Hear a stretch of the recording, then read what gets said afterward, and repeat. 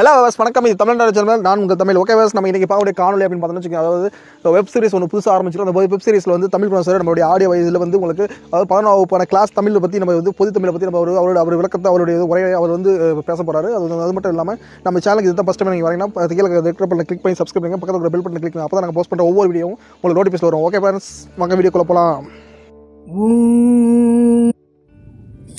பிரம்மா காக்கும் விஷ்ணு தீயனை அளிக்கும் மகேஸ்வரா, மூவரின் அம்சம் பொருந்திய குரு பகவானே, உன்னை வணங்கி எனது கல்வி பணியை தொடங்குகிறேன்.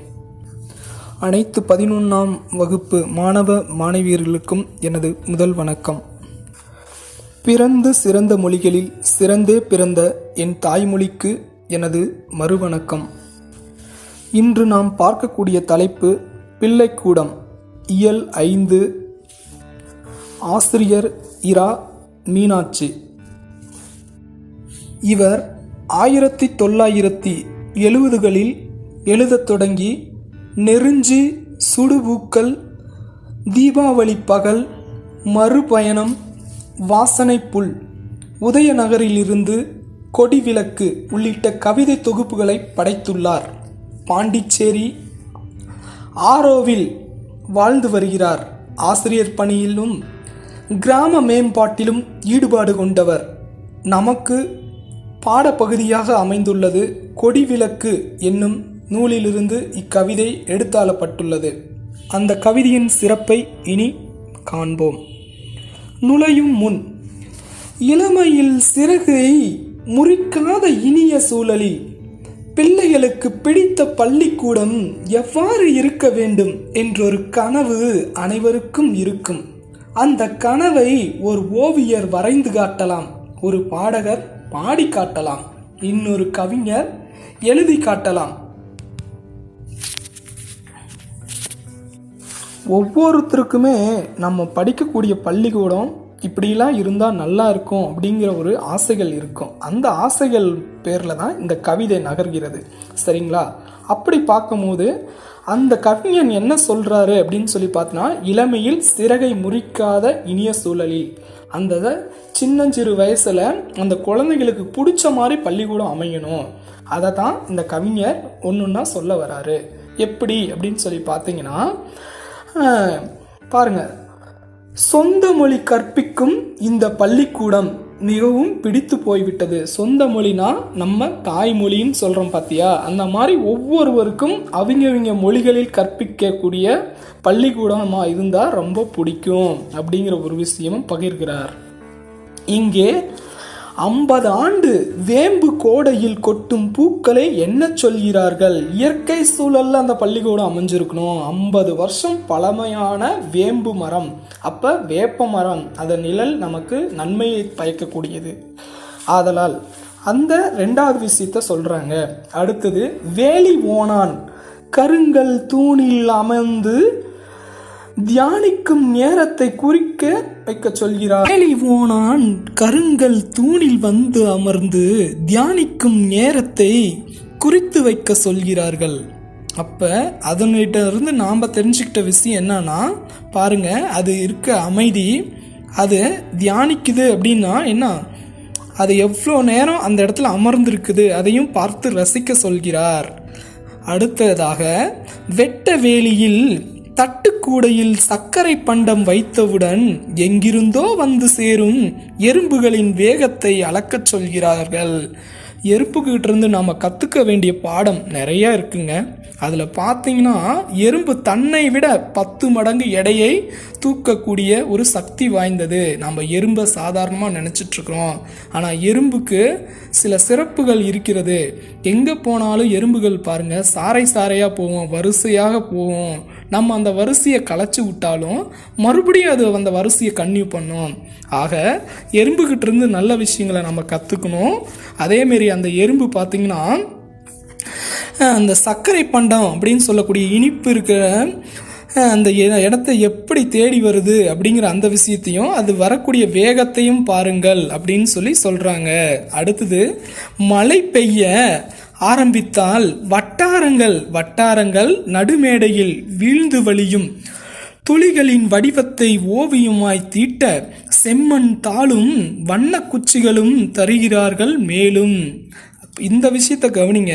மழை பெய்யுது பார்த்தீங்களா, அந்த இடம்லாம் பார்த்தீங்கன்னா அதுவும் பார்த்தீங்கன்னா வட்டார நடுமேடையில் அது எங்கெங்கே வெற்றிடம் மழை நீர் தேங்கக்கூடிய இடமோ வீழ்ந்து வழிகிற அந்த காட்சிகளை பார்த்து ரசிக்க சொல்கிறார்கள். மேலும் அந்த ஓவியமாய் தீட்ட செம்மண் தாளும் வண்ண குச்சிகளும் தருகிறார்கள். ஏன்னா அந்த இயற்கை அழகுகளை பார்த்து ரசித்து நம்மளை ஒரு ஓவியனாக வரைகிற அளவுக்கு நமக்கு ஊக்குவிக்கிறாங்க அப்படிங்கிற மாதிரி தான். சரிங்களா, இதுதான் பார்த்தீங்கன்னா அவ்வளோ சிறப்பாக சொல்லியிருக்காங்க மலையோட வர்ணனைகளை.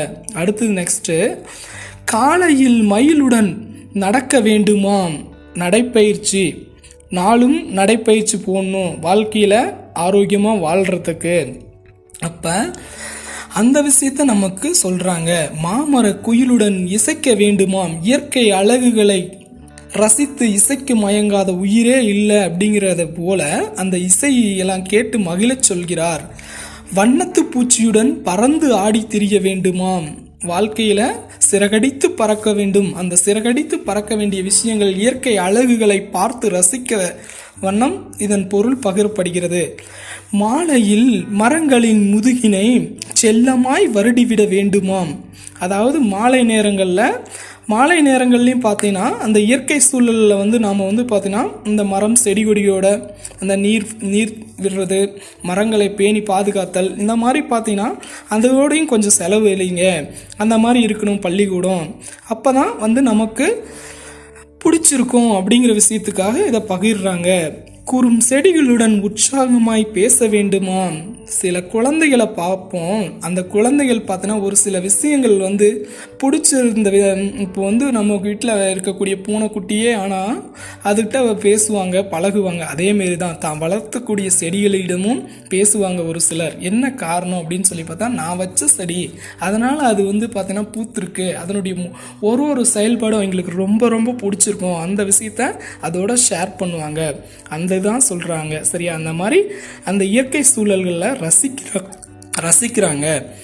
இந்த பள்ளியில் சேர்ப்பார்களா என்னை பெற்றவர்கள். இவ்வாறு இயற்கை சூழல் அமைந்த பள்ளியை தான் குழந்தைங்க விரும்புகிறாங்க. அப்பேற்பட்ட பள்ளியில தான் தந்தை தாய்மார்கள் சேர்த்தணும்னு ஆசை கொள்கிறாங்க.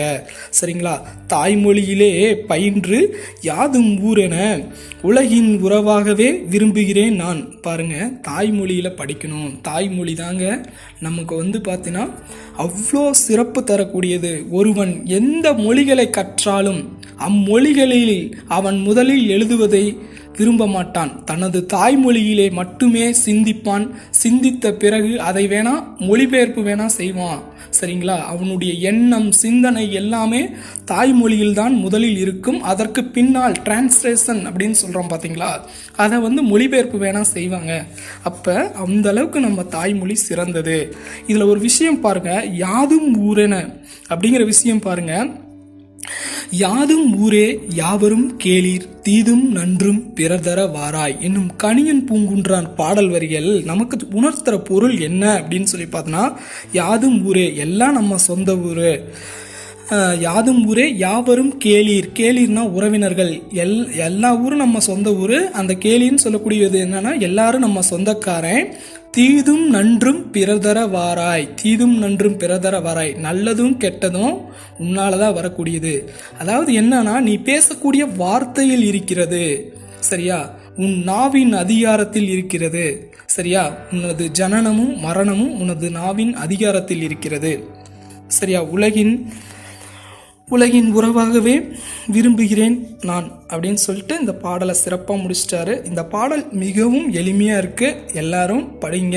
இதில் 1 மார்க்கு 4 மார்க்கு அவசியம் வரும்.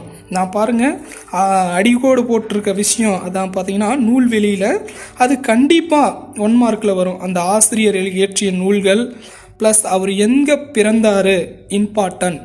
அது மட்டும் இல்லை, அந்த கொடி விளக்கு இந்த கவிதை எங்கேருந்து எடுத்து ஆளப்பட்டது அப்படிங்கிற விஷயமும் ரொம்ப ரொம்ப அவசியம். அதேமாரி அவர் இயற்றிய நூல்கள், இந்த நூல் எதுலேருந்து எடுக்கப்பட்டது கொடி விளக்கு அப்படின்னு சொல்லிட்டு கோடு போட்டு காட்டியிருப்பேன். இந்த விஷயங்கள்லாம் கரெக்டாக பார்த்துக்கோங்க. ஒரு பாடம் நடத்தினா அது பாடமாகட்டும், செயலாகட்டும், இலக்கணமாகட்டும், துணை பாடமாகட்டும், அதை மறுபடியும் நீங்கள் ரிவைஸ் பண்ணி பாருங்கள், படிங்க. படித்தாதான் எல்லாமே சிறப்பாக அமையும். சரியா? கேட்குறதோடு விட்டுறாதீங்க. சரிங்களா? அடுத்தது பார்த்திங்கன்னா, கற்பவை கற்றபின் ஒரு விஷயம் கொடுத்துருப்பாங்க. உன் திறனை வளர்க்க. ஒவ்வொருத்தருக்குள்ளே ஒரு திறமை இருக்கும். அது கவிதையாக எழுதுறவனா இருக்கலாம், இல்லை பாட்டு எழுதுறவனா இருக்கலாம், கதை எழுதுறவனா இருக்கலாம். ஸோ அந்த திறமையை வளர்த்துக்காக தான் அது கொடுத்துருக்காங்க. அதையும் முயற்சி பண்ணி பாருங்கள், தப்பு இல்லை. சரிங்களா? ஒரு சில டைம் வாழ்க்கை திறன் சம்மந்தமாக 4 மார்க்கில் கேட்குறாங்க. அப்போ அது உங்களுக்கு பயனுள்ளதாக இருக்கும். சரிங்களா? இந்த காணொலி உங்களுக்கு பிடிச்சிருந்தா லைக் பண்ணுங்க, ரொம்ப பிடிச்சிருந்தா ஷேர் பண்ணுங்க, உங்க கருத்துக்களை